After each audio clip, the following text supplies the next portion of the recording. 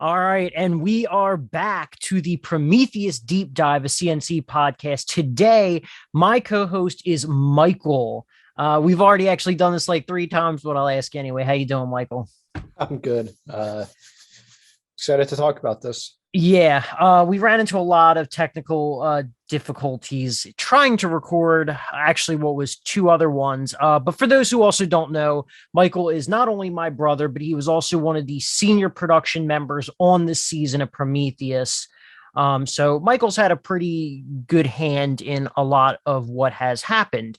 So let's just kind of dive right into it. We're going to talk about the boot Tiki. So how'd you feel about Tiki and how'd you feel about the whole thing at the end? We'll call it. We'll just say that. So I actually really like Tiki.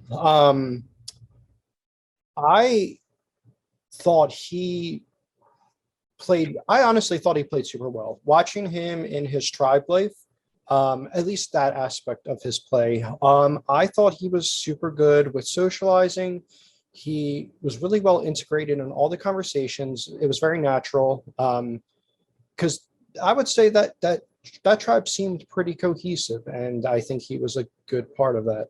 Now, obviously, I guess the part of the game he didn't or wasn't able to rather excel in was the one-on-ones with Messenger and stuff like that, which I guess ultimately led to his vote out. So in that sense, I don't blame the tribe for voting him out. That early on in the game, it's a little too hard to.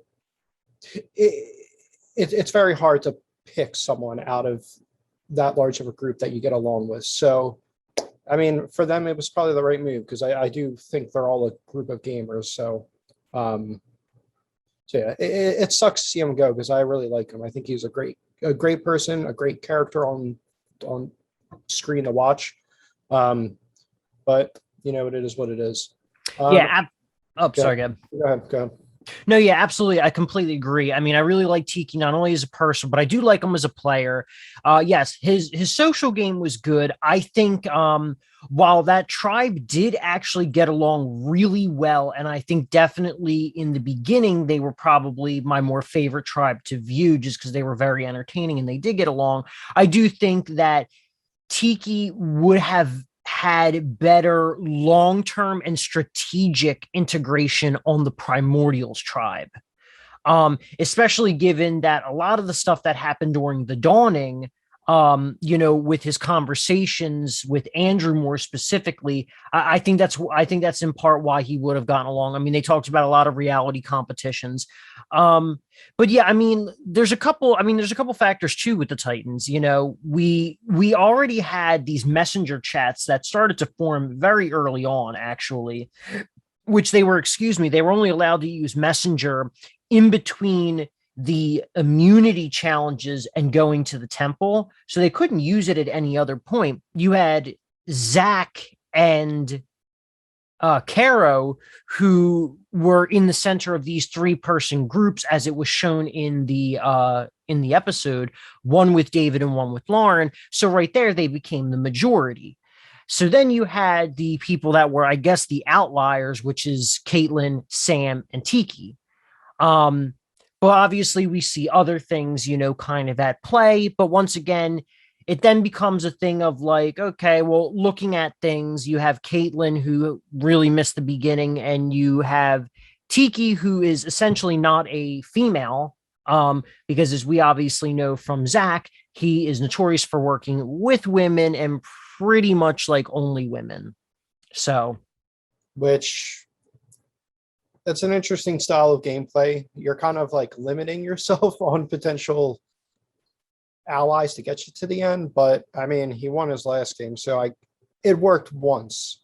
Going forward, is it going to work? I don't know, but interesting. Yeah, I mean, we know that he won his last game, which was I believe it was a Big Brother style game, 1984, I believe is what it's called.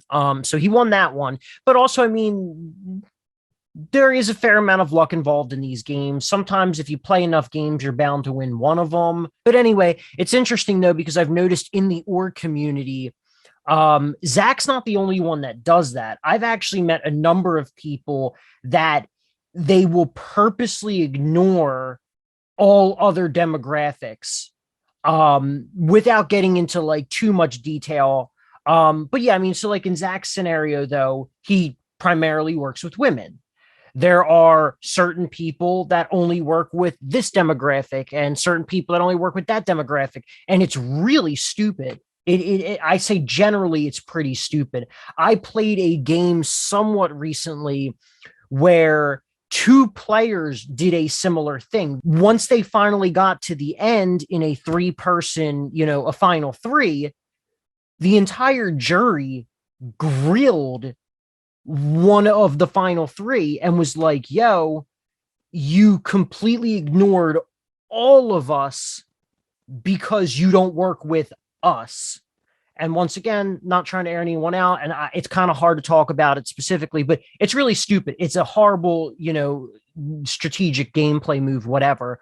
I mean, I could see, especially with the stigma of women not wanting to vote a female player out first, that I completely get. And plus in Prometheus, because of our dropouts, we were already down, I think, 1 female player, because originally it was a 50-50 thing. Especially when you look at the history of these games and stuff, and like, women tend to be shafted, and even more so minorities, especially Black minorities. So in that sense, it makes, like, for instance, in Big Brother, I love the cookout. I think it's great. I think it's necessary. I love it.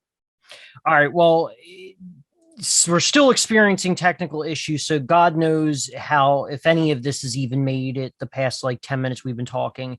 But I guess essentially the point you were trying to make is just that, yeah, the Cookout Alliance absolutely loved it, was completely there for it, because those minorities always get fucked over. So like, yeah. I'm all for, and it was even something that was discussed with Andrew and CJ during the second episode. I'm all for especially making sure that these people aren't the first boot. Right. It does get to a point though where you can't keep putting it off, because at a certain point you're just going to let really good strategic and competitive players pretty far. But I'm all for actually not doing it as the first boot. But yeah, I mean, so there's the instance of like, if they would have lost the first challenge, there's a part of me that thinks that because Zach had bonded with David and he wants to work with female players and wouldn't want to vote a female player out, he still would have potentially voted for Tiki. And then it would have also been a matter of, could Zach convince the others? So it would have also been a toss up the first round if, Tiki would have won home as well, which once again just kind of goes down to the luck of the game, where if Tiki was on the other tribe, he might have actually had a better chance. But right. When I think had Tiki been on the other tribe, I think he would have went further in the game, because I think he integrated well with the tribe he was on, but I think he would have integrated even better with like Anna, Colin, Andrew, Kyle. But yeah, I mean, that's exactly it. It's the luck of the game. Yeah, I mean, there's always luck. But I mean, ultimately, and also, the whole Tiki thing aside, to kind of clarify a little bit more, yeah, I do think it does get down to a point where you really need to think about the strategic players, and you need to get them out. Moving on, who knows what's really making it in? This is kind of very frustrating, but we've already talked about Tiki. I mean, he had his freak out too, which is a shame. I mean, we're all human. It's part of it. I mean, he talks about it a little bit on the Afterthoughts podcast. Part of it also has to deal with his autism, a fast-paced game. He had just like all this caffeine in his system and he didn't go to sleep. So It's a shame. It really is. He's a great guy. I do not think he'll be the Jacob of this season. I do not think he is an easy, second forgettable boot. No. So anyway, let's move on to the endurance challenge. So I know, I mean, Lauren kind of said it in her confessional, where it got to the point of like, oh, well, it didn't rely on just one person. It came down to the top 2. So I'm kind of curious what you think about that, because I definitely have thoughts about it. And it's the whole reason I designed that endurance challenge to be like that, as opposed to one member of the team versus 2. Yeah, I mean, I like it. kind of, I don't know if using the word balancing it out works, but it kind of, I suppose it kind of made it more dramatic because there's more people to watch for. It's not like, yeah, I don't know. It was interesting. It's an interesting little twist to the challenge. Yeah. And I mean, part of it was too with, I think, pretty much all of the initial challenges that I did have for the tribe phase, which is something that I often feel gets ignored in orgs in general, is that during the tribe phase of the game, if you're constantly losing challenges due to weak players, you need to remove those players from the equation.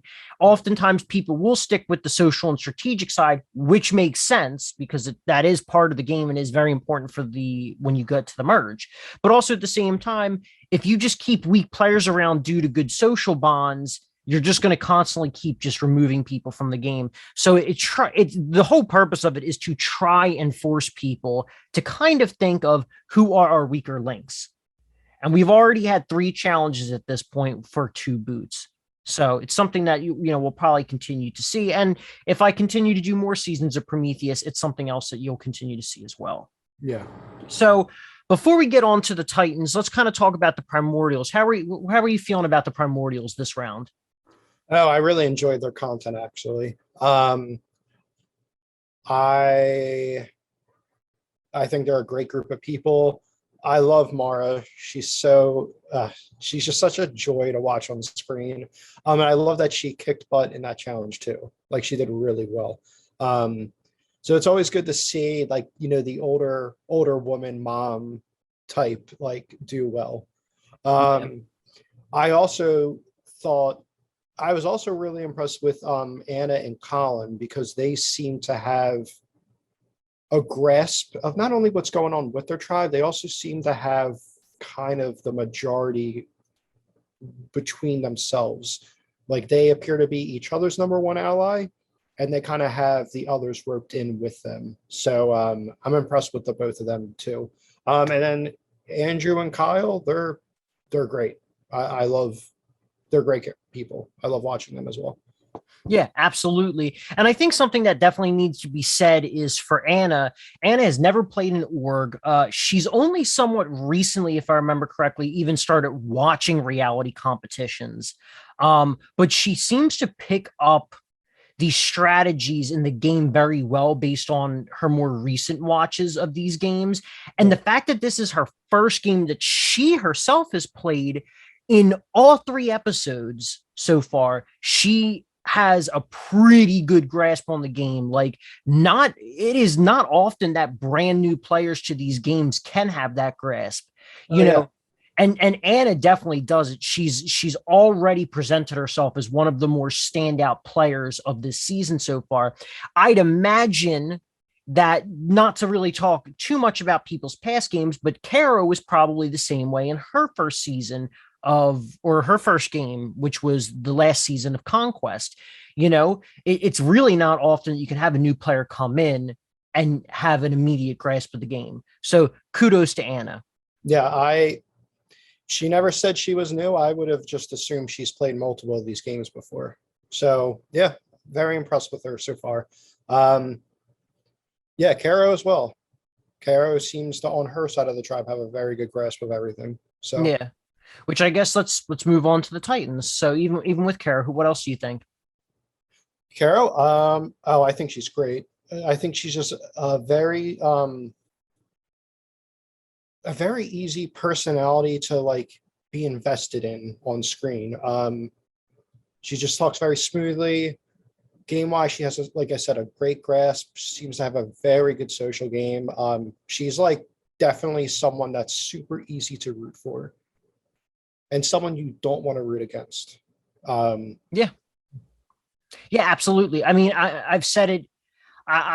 In God knows how many times we've tried to record this podcast at this point. I probably said it then. I've said it in another podcast before, I'm sure. But yeah, I mean, she was the first person that I was just like, she's got to be in the game, because that's the thing. Her social game is great. And you can tell that she has a strategic side to her too. I think her strategic side's just starting to come out on screen, although I think one of the more outright strategic players that we've seen so far on the Titans is actually Lauren. I played with Lauren before. We haven't had a whole lot of time together on the same tribe, and I've seen and heard other times Lauren has played the games, and this is very different, at least from my view and experience with Lauren, because we get this moment in the beginning where Lauren is a very passionate, fiery sort of person, and she becomes very soft spoken. She almost speaks as if she's beating around the bush slash insecure about trying to approach these people, which at the time I believe was Caitlin, Caro, and David when she was doing it. And it was just really weird. It almost seemed very fake. And I don't know, it could be genuine. That could have been her just being herself, because she did say in the beginning she wants to come in and play as herself. Um, but I think that shows that she is a really strong player, and this is her pushing her game forward to start forming those connections. Yeah. I mean, I would say, yeah, that's probably her being herself, but she is probably holding back a little bit, not to be like overbearing or anything, to put a target on herself. I do think her more fiery side or energetic side was coming out actually this episode, especially in the challenge. Holding that bottle out, she wasn't afraid to talk back to you about not cracking jokes and all that, which was a very funny moment. I enjoyed that. Yeah, I mean, I wouldn't really call it talking back. She was just, I guess, Well, making okay, conversation. I didn't mean like negative back, but Yeah. firing back, whatever. Mm-hmm. Yeah, I mean, she's probably the only vocal person really during that challenge. Yeah. I mean, not too much content was even cut out of that challenge. I mean, I did put the little timer in the corner so you can see how long the challenge actually ran for. I think it was about 4 minutes, 47 seconds. Mm-hmm. But yeah, I mean, Lauren definitely has a fiery side to her. So, but yeah. So any other people you think are kind of stand out for the Titans tribe? Caitlin, actually. She missed the first hour of the game. That very well, in most cases, would just be a death sentence. And for her, it wasn't. I think in that short amount of time, she was able to pull herself into the game socially. And, she did what she had to do. So I was super impressed with that, because like I said, I feel like in the majority of cases, it would just be like, this first photo out's kind of hard. There's not much to go off of. Okay, Caitlin wasn't here. Bye. And I'm sure that's what the Titans were thinking. They probably thought Caitlin for sure was the goner. I mean, we even heard Colin say last episode that he almost picked Caitlin to be on his tribe, so she would be the first boot in case they went. So yeah, I think that was good on her. Yeah. Aside from Caitlin on that tribe, I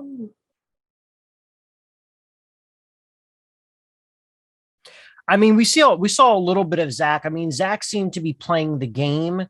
Obviously, I think a lot of probably what Zach was doing was more behind the scenes in Messenger as opposed to outright. He did spend a little time in the other breakout room with the girls, but he actually spent the majority of that time with Tiki, talking to Tiki. Tiki, and Sam were pretty much in that room. David went back and forth, which actually just brings me to David. He If he did not bond and integrate himself so well, especially in a mini, especially when you need to win challenges, I don't really understand why there wasn't heavy consideration for getting David out. This is not a 39-day game where you could maybe afford for David to go and get a haircut, because that's just an hour or two of the day when you have 39 days. Yeah. Whereas this, it's like it's an hour of like 6 hours. And I think that honestly probably speaks for his social game. I mean, take most other people in the cast, or people in general, and put them in that situation, and it wouldn't have worked. But David just kind of has this like I don't want to say goofiness, but like this kind of like fun, vibrant personality to him that he made that situation funny to the cast rather than them being kind of pissed off about it. So Oh, yeah, absolutely. I think in any other case, it would be like, well, fuck this guy. He's not even like trying. Yeah. But but hey, I mean that's again speaks to his social game. Yeah. And I mean, nothing against any of the primordials, but I think generally speaking, the Titans are definitely like some of the more outright obvious social and strategic threats in the game. And they all happen to be on a tribe together. Whereas I feel like the primordials, they are too. Their stuff is not outright as the Titans. So yeah, I would definitely give props to David. His social game is definitely probably his strong suit in general. I mean, social game has to be your strongest suit generally in these types of games because most of these games are social games at its core. Yeah, that's very true. So, but okay, so I guess moving on, we've covered pretty much everything at this point. Let's move on to the Ember Award. I'm actually still stuck between two players. I'm kind of leaning towards one person. So I'm kind of curious who you think the Ember Award should go to. 100% hands down, without a doubt, Caitlin. Okay. Why is that? Uh, because really, like I said, 9 times out of 10, she would have been the first boot. But the fact that in such a short amount of time, she made those connections. Not only did she make those connections, see, she also kind of made a final three with Lauren and Caro. To do that in such a short amount of time and get the target off your back, I think that's super, super impressive. Yeah. So, I mean, I don't think anyone played this episode as well as her, because like I said, any other time she would have went, but she didn't. Tiki went. Yeah, and I would agree. I think Caitlin is in heavy consideration for the Ember Award. In a sense, you can say she definitely was on the bottom, but she was on the bottom due to her own fault. Right. So the person then, because Caitlin was the person it was Caitlin and someone else that I was tossing up of who gets the Ember Award. But the person who I'm actually going to give it to is the person who I think was a little bit more outright in creating alliances, setting up the plan, and really pulling together that group of really strong players. And that's Lauren. I'm going to give it to Lauren. Nothing against Caro. I think Caro is a great player as well. I think Caitlin's a great player, but I do think the stuff that we saw in this episode was a little bit more of Lauren taking charge. And you can kind of see and recognize that I think Caitlin herself realizes she's not really in, at least on paper, she's not really in a position to be super aggressive and upfront about what she wants in the game because she knows that she's one of the names on the chopping block. So, and like I said, this is definitely a different side to Lauren that I'm still trying to, even now, 3 months later, trying to untangle. So I really got to give it to Lauren. I think Lauren actually is the player that deserves the Ember Award for this episode. I think that's fair. Aside from Caitlin, I was kind of juggling a couple people. Primordial side, I was kind of juggling between Anna and Colin, and then Titan side, besides Caitlin, it was kind of like Lauren or Caro, maybe. I think between Lauren and Caro, I think I would have gone with Caro. Interesting. Why is that? I actually feel like she kind of pulled people together more. I think she had more of a connection with Zach. I think she had more connection with David. And I think she had more of a connection with Lauren. I think if Caro wasn't there, I don't think Lauren would have been able to fit in.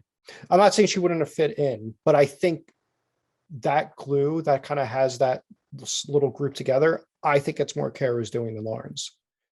So I hear what you're saying, and Caro was definitely my number 3 option. But I was really looking at Lauren and Caitlin, mainly because Caitlin was on the chopping block. But really, the group that I'm actually referring to is those 3 strong players of Caitlin, Caro, and Lauren. Yeah. I think that was Lauren kind of being like, I'm ready to lock it in, like final three. And like, I think she was also the first one to say that, like, I prefer to work with, women.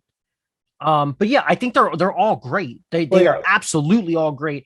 I just think that in this scenario of those three, it was more Lauren than it was anyone else.